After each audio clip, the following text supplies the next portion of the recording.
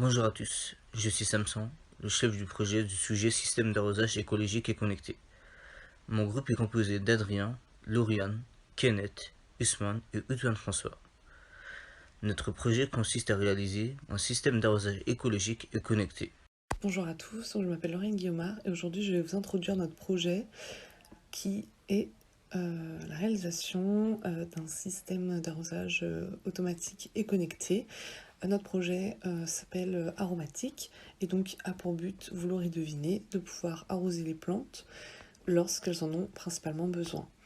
Notre projet rentre dans le cadre d'un enjeu écologique puisque nous avons fait en sorte, grâce à différents capteurs, de pouvoir l'activer seulement en cas de besoin et non pas continuellement. En tant que chef de projet au premier semestre, je me suis concentré sur la partie assemblage. Puis au deuxième semestre, je me suis concentré sur la partie programmation mobile, puis de la mise en place du serveur Adafruit. Bonsoir à tous, je m'appelle Ousmane Diao, élève ingénieur en informatique à l'ICA.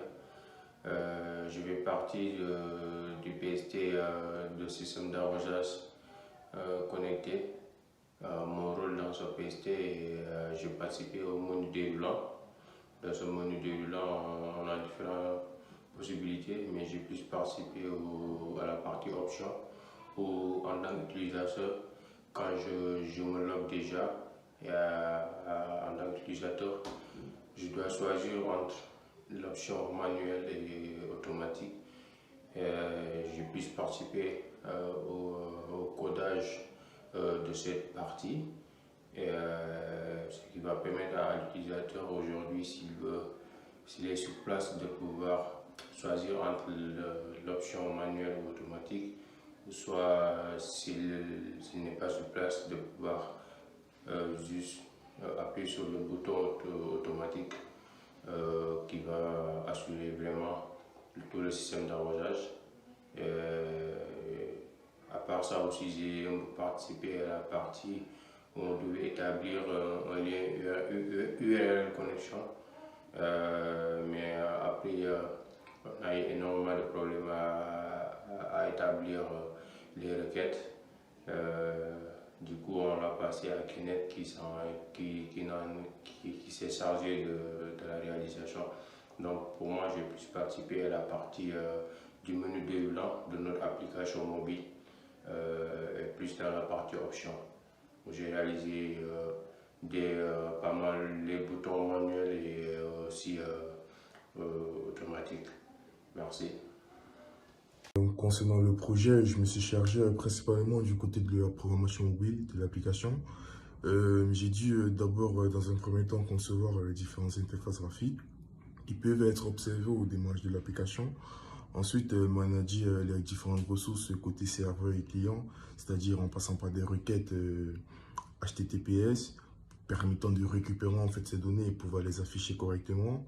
Et le site, en fait, le serveur ici, c'est le serveur Adafruit qui nous permet de manager en fait toutes ces réponses qu'on a eues grâce au capteur et juste en fait pouvoir les récupérer, les mettre en forme et les afficher par rapport à notre application mobile. Bonjour à tous, je m'appelle Adrien Placier et je fais partie de l'équipe des programmeurs dans le projet. En ce qui me concerne dans les tâches réalisées, j'ai effectué un menu déroulant qui a été remplacé par des boutons. J'ai ensuite fait les timeouts de l'application et enfin je me suis occupé du rapport pour le second semestre. Je vais faire une courte démonstration de notre projet. Donc, tout d'abord, il faut lancer Arduino et téléverser. Une fois qu'on a téléversé, on attend. Et normalement, si tout se passe bien, les LED, toutes les LED ici devront s'allumer, puisque on est connecté au réseau Wi-Fi de mon téléphone en faisant un partage de connexion. Donc on attend. Donc le système marche bien, parfait. Donc on a toutes les LED qui sont allumées. Donc on peut voir que le statut de l'électrogone est fermé et le mode est en automatique. Donc pour manipuler un peu les boutons, il faut aller sur le serveur Adafruit. Donc je vais devoir me connecter.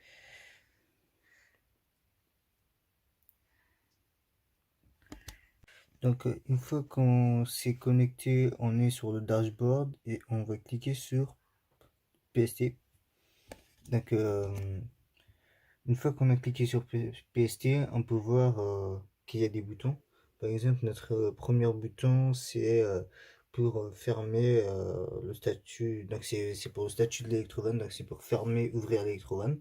Donc là, il est en close. Comme vous pouvez voir, là, je vais appuyer sur le bouton et il va passer automatiquement en vert. Voilà. Il passe en vert. Si je reclique, il passe en rouge, ainsi de suite. En plus des boutons, on a aussi des courbes.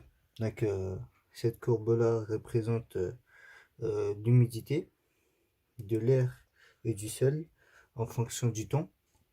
Donc si je mets le curseur tout à droite, donc on peut avoir des informations plus précisément à propos des capteurs. Donc l'humidité du sol est à 0, c'est normal, puisque on n'a pas mis notre capteur dans de la terre mouillée. Quant à l'humidité de l'air, on est à 55,53. Ensuite, on peut aussi changer le mode. Donc pour changer le mode, il suffit d'appuyer sur le bouton. Actuellement, on est en mode automatique, comme vous pouvez voir là-bas. J'appuie sur ce bouton, il passe en mode manuel. Si j'appuie encore une fois, il passe en mode automatique. Alors, le mode automatique, c'est si seulement vous partez ailleurs très loin et que vous ne serez pas de retour ou vous ne serez pas là pour arroser vos plantes, vous mettez ce mode là et en fonction des conditions que vous avez rentrées, par exemple si la température est supérieure à 30, il va devoir activer l'électrovanne tout seul. Ensuite on a aussi deux autres courbes. Donc la deuxième courbe représente donc la température en Celsius en fonction du temps. Donc le 3 juin, par exemple, la température est de 23,43 degrés Celsius. On a aussi une dernière courbe qui représente la pression en fonction du temps.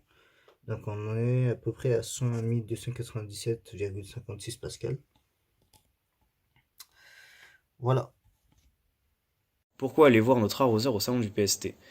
Je pense que notre arroseur est un prototype très original qui vous permet d'avoir toutes les données des capteurs en temps réel sur une application et qui permet surtout d'arroser vos plantes de manière automatique en fonction de la chaleur environnante.